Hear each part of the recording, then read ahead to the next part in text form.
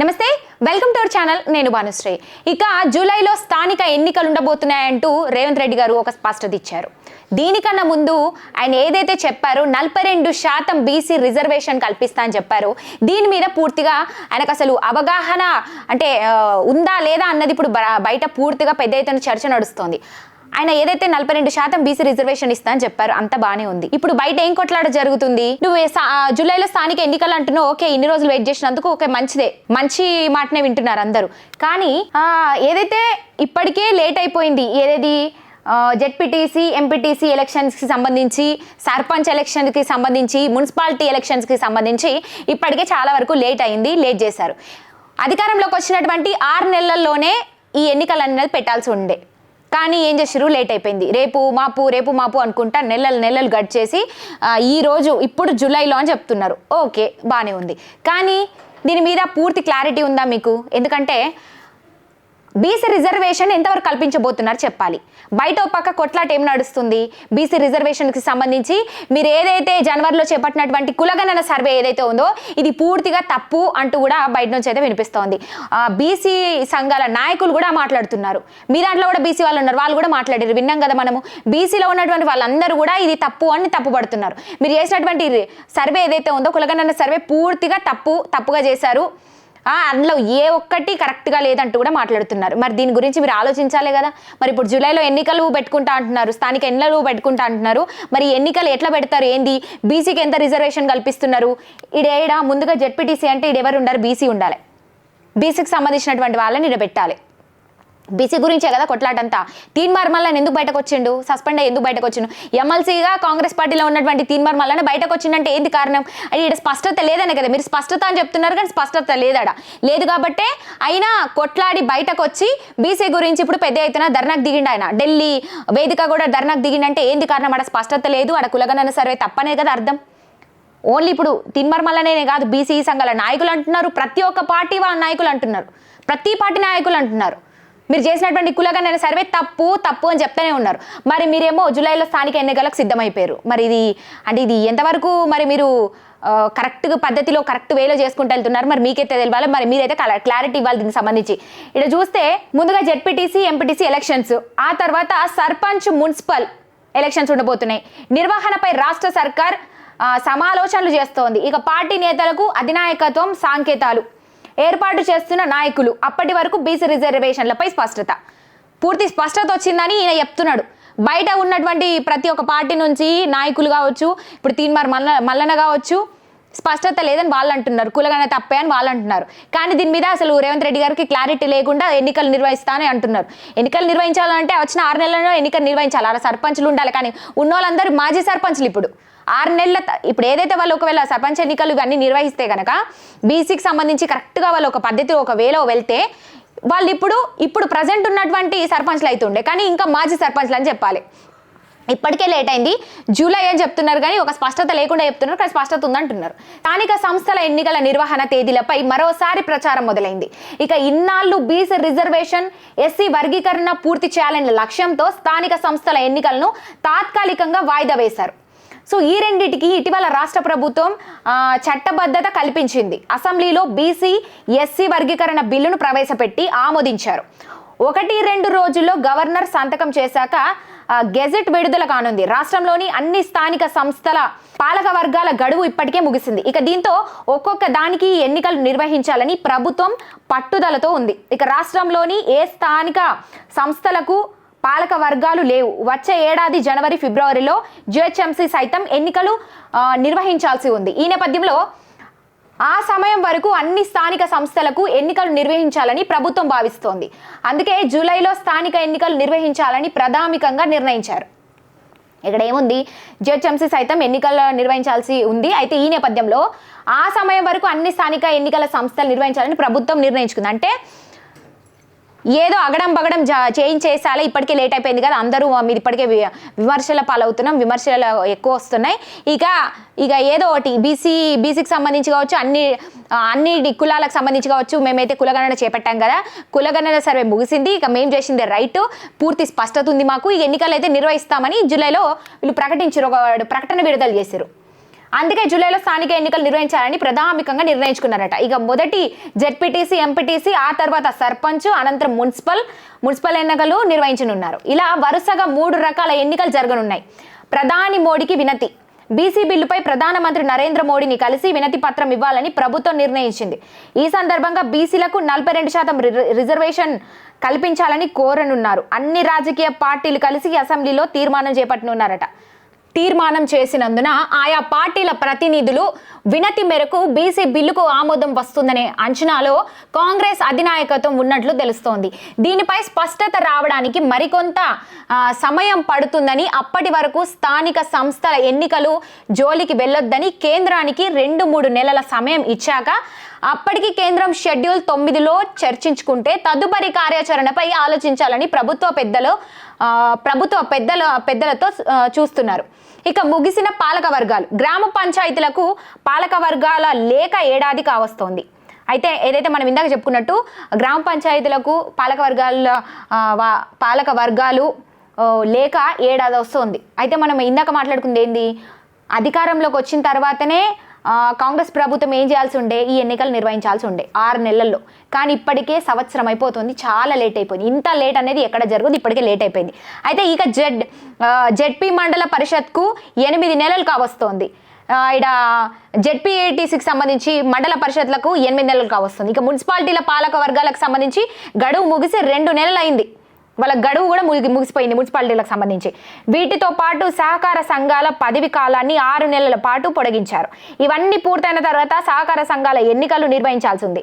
ఇక బీసీ గణనతో మార్చిలో ఎన్నికలు అనుకున్న షెడ్యూల్ ప్రకారం మార్చిలో ఎన్నికలు నిర్వహించాల్సి ఉంది. ఎన్నికలు నిర్వహణకు అన్ని రకాల ఏర్పాట్లు జరిగాయి. కానీ చివరి నిమిషంలో బీసీ గణనకు మరోసారి గడువు ఇవ్వడం, దానికి చట్టబద్ధత కల్పించడం కోసం ఎన్నికలు వాయిదా పడ్డాయి. ఇప్పుడు బీసీ బిల్లుపై కేంద్రం స్పష్టత. మరోవైపు వేసవిలో సాగునీరు, విద్యుత్ సమస్యల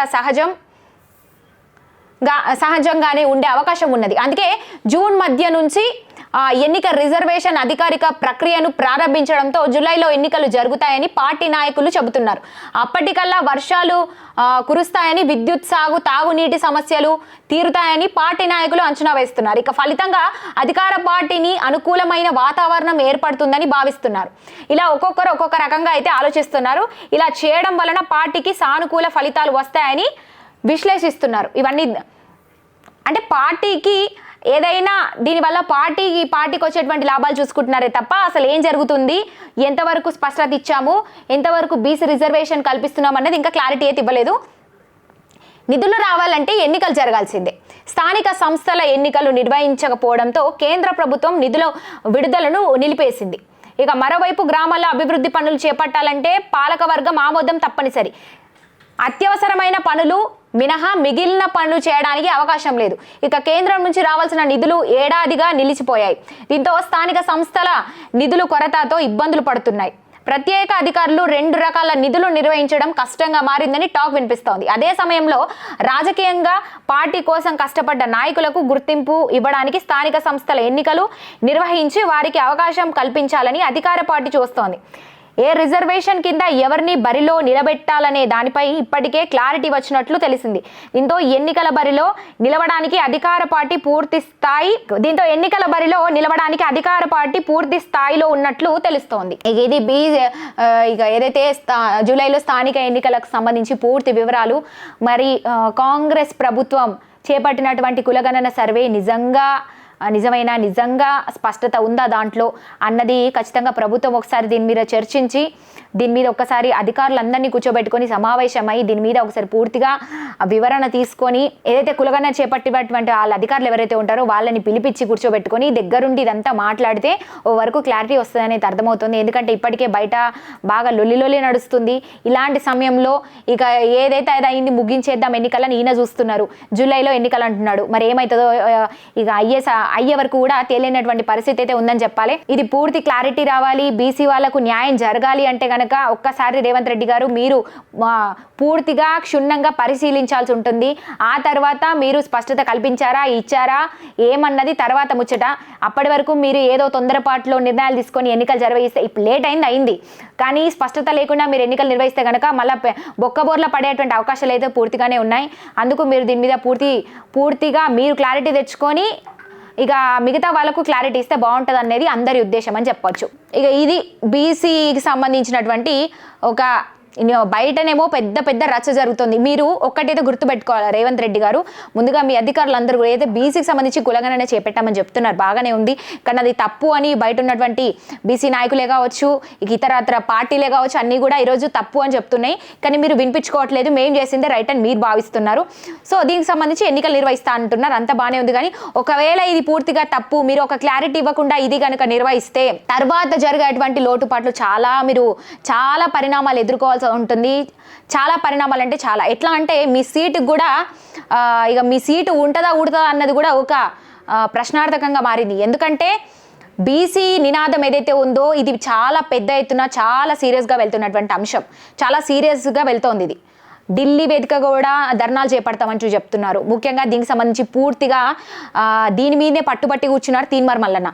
మరి మీరేమో ఇంత సీరియస్ లేకుండా, సీరియస్ లేదు పాడలేదు, ఏదో సాఫీగా జాలీగా వెళ్తా అంటే ఇది కుదరదు. ఎందుకంటే ఇది పెద్ద ఎత్తున నినాదం జరుగుతోంది, ఢిల్లీ పెద్దల వరకు వెళ్తోంది. దీని మీద మొన్న అసెంబ్లీలో బీఆర్ఎస్ నాయకులు కూడా మాట్లాడడం జరిగింది. బీసీ రిజర్వేషన్కి మేము పూర్తి మద్దతు ఇస్తున్నామంటూ వాళ్ళు చెప్పారు, అంత బాగానే ఉంది. కానీ మీరైతే చాలా సీరియస్గా తీసుకోవట్లేదు అని అనిపిస్తోంది. ఈ ఎన్నికలకు సంబంధించి ఏదో ఇప్పటికే లేట్ అయింది, విమర్శలు ఎదుర్కొంటున్నాం, ఇక ఎన్నికలు కూడా నిర్వహిస్తే ఓ పని అయిపోతుంది.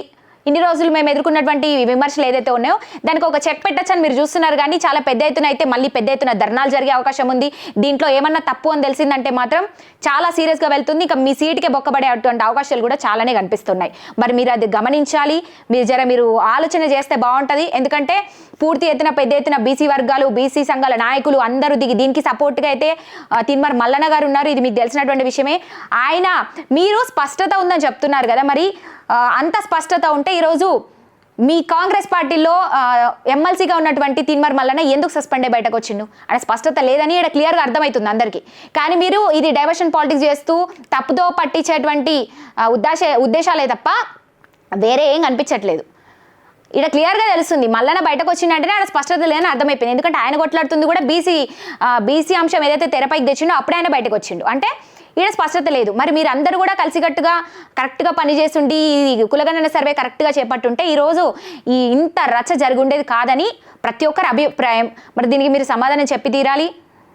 అదేవిధంగా మీరు కొంచెం ఆలోచన చేసి మరొక్కసారి దీన్ని మన కులగణన సర్వే చేపడతారా, దీనికి సంబంధించి లేదంటే బీసీలకు ఎంత శాతం మీరు రిజర్వేషన్ కల్పిస్తారన్నది ఒక క్లారిటీ, ఒక అవగాహనతో మరొకసారి చర్చ కొనసాగించి అందరికీ క్లారిటీ ఇస్తే బాగుంటుంది. లేదంటే ఇది పెద్ద ఎత్తున సీరియస్గా వెళ్ళేటువంటి అవకాశాలు అయితే కనిపిస్తూ ఉన్నాయి. మీకు కూడా ఒక పాయింట్ గమనించాలి, నేను ఒక పాయింట్ ఖచ్చితంగా చెప్పాలి. ఏదైతే పార్టీ నేతలకు అధినాయకత్వం సంకేతాలు, దేనికి సంబంధించి మనము ఏదైతే ఇప్పుడు రిజర్వేషన్స్ బీసీలకు 42% రిజర్వేషన్స్ కల్పిస్తామని చెప్పింది. మరి దీనికి సంబంధించి కూడా వాళ్ళ నాయకులకు కూడా పూర్తిగా సంకేతం ఇచ్చినట్టుగా చెప్తుంది. మరి ఒకవేళ ఇప్పుడు నువ్వు 42% రిజర్వేషన్ కల్పిస్తాను ఏదైతే చెప్పినావో అది కనుక కల్పించకపోయి ఉంటే ఏం జరుగుతుంది? నువ్వు అక్కడ ఒక్క సీటు కూడా, గ్రామాలలో ముఖ్యంగా ఒక్క సీటు కూడా గెలుచుకున్నటువంటి పరిస్థితి ఏర్పడుతుంది. ఎందుకంటే ఈ బీసీ నినాదం పెద్ద ఎత్తున బీసీ అంశం అనేది తెర మీదకి వచ్చింది కాబట్టి ఇప్పుడు అందరూ కూడా దీని మీదే దృష్టి సారించారని చెప్పొచ్చు. మరి నువ్వు గ్రామాలలో గెలుచుకొని నువ్వు నీ పార్టీని బలోపేతం చేసుకొని అన్ని నీ దిక్కులా చేసుకోవాలని నువ్వు మంచిగానే సంకేతాలు ఇస్తున్నావు. కానీ అది ఒక్కవేళ నువ్వు 42% రిజర్వేషన్ అంటే ఇప్పుడు మీరు చేపట్టినటువంటి కులగణన పూర్తిగా తప్పు అంటున్నారు ఇతర నాయకులు, బీసీకి సంబంధించిన నాయకులు కూడా అదే చెప్తున్నారు. మరి ఆడ గనక 42% నువ్వు రిజర్వేషన్ కల్పించని పక్షాన ఒక్క సీటు కూడా నువ్వు గ్రామాలలో గెలుచుకోలేవు. ఒకవేళ అదే కనుక జరిగితే ఇక నీ పార్టీ ఏమైపోతుందో, కాంగ్రెస్ పార్టీ అసలు ఉంటుందా ఊడుతుందా తెలియదు. ముఖ్యంగా మీ సీఎం సీట్, ఎందుకంటే మీరు ఒక ముఖ్యమంత్రి హోదాలో ఉన్నారు కాబట్టి ఇవన్నీ కూడా దృష్టిలో పెట్టుకొని మీరు వ్యవహరిస్తే బాగుంటుంది. మీరు చెప్పిన మాట నిలబెట్టుకోవాలంటే కనుక మరి ఇది మీరు పూర్తి క్లారిటీ అవగాహనతో పూర్తి క్లారిటీ అయితే ఇవ్వాలి. ఒకవేళ ఈ 42% రిజర్వేషన్ గలక జరగకపోతే, మీరు కల్పించకపోతే బీసీకి, ఇక్కడ బీసీ వాళ్ళని కూర్చోబెట్టకపోతే కనుక ఇక మీరు చాలా నష్టపోవాల్సి ఉంటుంది. ఎంత అంటే తీవ్రంగా నష్టపోవాల్సి ఉంటుంది. మొత్తంగా మీ పార్టీ ఉండకుండా అయిపోతుంది, మీ పార్టీ కనుమరుగైపోతుందని చెప్పాలి. ఇది మీరు జర దృష్టిలో పెట్టుకొని వ్యవహరిస్తే నిజంగా బాగుంటుంది. మన కర్నూలు నగరంలో top class and richest villas project Anantha film Nagar. ఇది కేఎంసీ లిమిట్స్ లో వెంకటరమణ కాలనీకి కేవలం 2.5 కిలోమీటర్లకు దగ్గరగా 40 ఎకరాలలో top class club house and resort with big size swimming pool, ఇలాంటి ఎంతో అద్భుతమైన డెవలప్మెంట్స్ తో అనంత ఫిలిం నగర్. వెంటనే సంప్రదించగలరు.